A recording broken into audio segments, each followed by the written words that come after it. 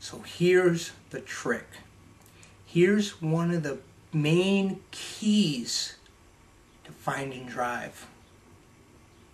Using motivation and determination simultaneously with the right timing. And this is the key.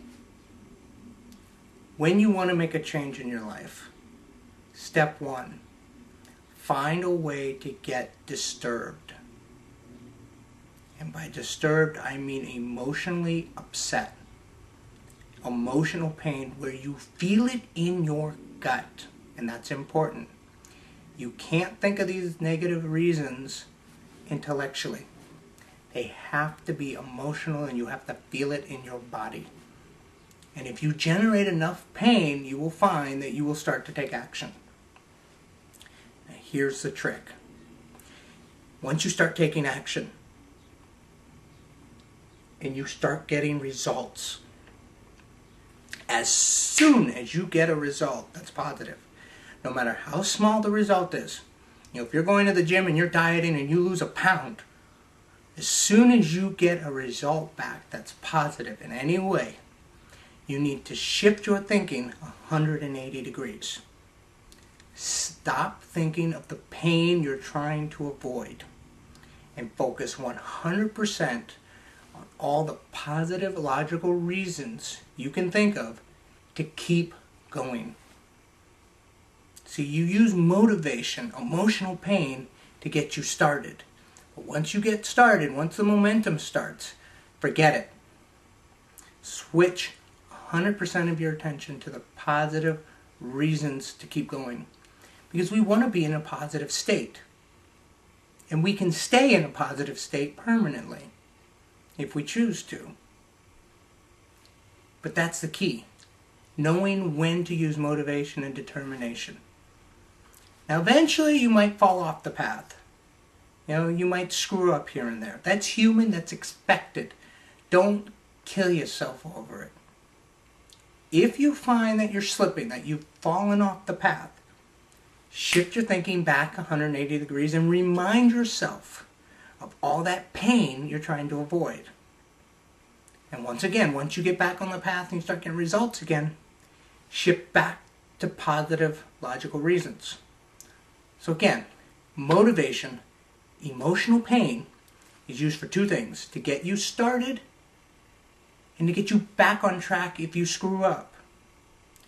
Logical, positive reasons are used to keep you on that path. That's how you use both motivation, determination, both pain, pleasure, both emotions and logic. Now there is one last component. The third component is inspiration. Inspiration is positive emotional reasons.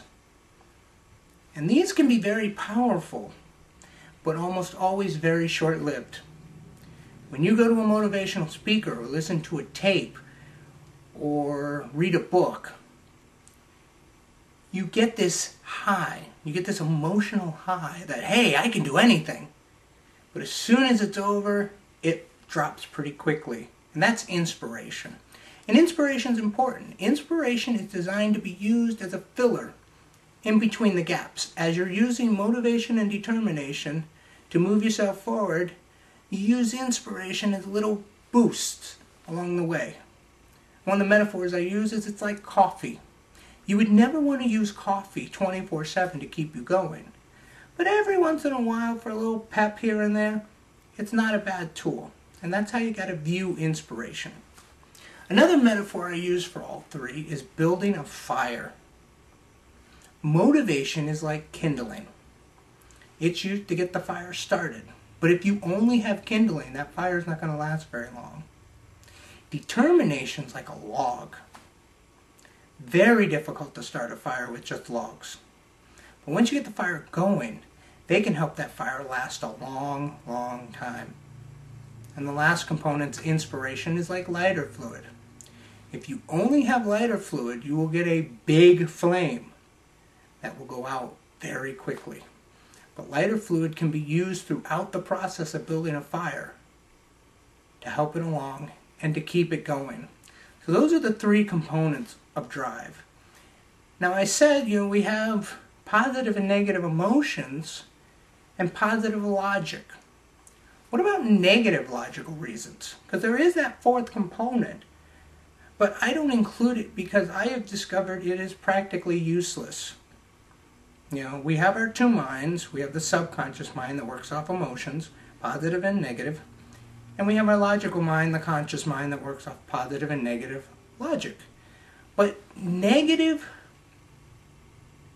logical reasons very, very rarely work. This is when you tell a smoker that they're going to die of cancer if they don't quit, or the overweight person that they're going to die of a heart attack if they don't start getting in shape. Very rarely do those reasons get people to change. They know it, they understand it, and yes, they even believe it. But chances are they're not going to do anything about it. So I leave that fourth piece completely out of the equation because I've discovered in working with people, it does almost no good. So don't worry about trying to come up with negative logical reasons why you should do something, unless they can lead to an emotion. If you can generate that negative emotional feeling from these reasons, then you have the right piece. So that's drive. Remember, motivation, determination, and inspiration. Building a fire of drive. Timing. Timing is very important. Know when to use pain, when to use pleasure, when to use your emotions, when to use your logic. That's the basis of what I teach people to get them driven for success. Now obviously there's many more things I work with people, but I wanted to give you something that can get you started. So go work on it. Find your motivation, find your determination, and use inspiration. Tapes, CDs, movies, books, speakers, online videos, everything and anything to keep you inspired. And if you use all three components at the right time in the right way, you will be driven to success. So whatever you want to do, remember the key that I have with Why You Can Life Management. It's not about fixing your life. It's about managing it. And what that means is, don't look for the big grand schemes that are going to change your life overnight. It's about little things you do every single day. So when you're doing your things to be successful, when you're trying to find your drive, remember, it's little things every day that you need to do. I hope this video has helped. Feel free to leave comments. Email me directly.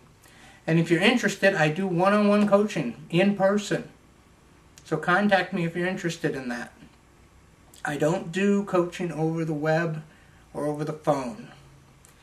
I personally believe that being in person is way more powerful, and you don't get the same effect as internet chatting or the phone. So I don't do those forms. I only do in-person coaching. But if you're interested, go to the website, www.whyucanlifemanagement. That's why the letter U can lifemanagement.com. And send me an email and we'll set up a time for you. Have a great day.